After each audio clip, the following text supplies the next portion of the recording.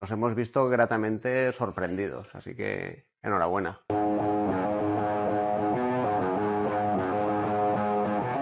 Llegamos a la conclusión de que la dismorfia corporal y cómo nos veíamos nosotros frente al espejo era uno de los problemas que más personas sufrían hoy en día. Es por ello por lo que decidimos hablar de ello mediante una acción simbólica de colocar espejos en Valencia y al final hacer un cortometraje en el que se pudiera visibilizar que de verdad existe un problema y que Ribera puede aportar soluciones con su grupo especializado, psicólogos, etc.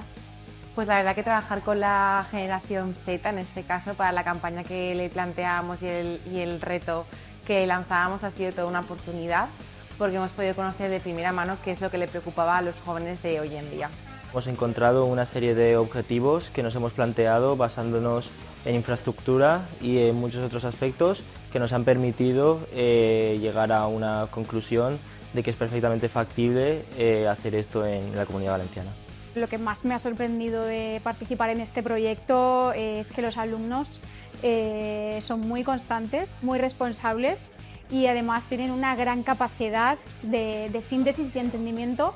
de un proyecto que estaba relacionado con la ingeniería y tenía su complejidad. Educate Educando se basa en unas medidas intergeneracionales, que los jóvenes ayuden a los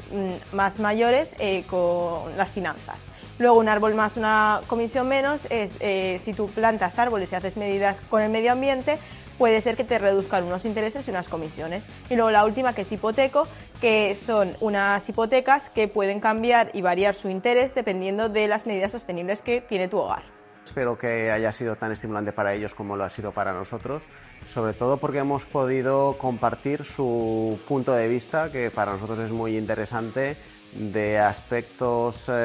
internos, de experiencia de cliente, y la verdad es que nos hemos visto gratamente sorprendidos, así que enhorabuena.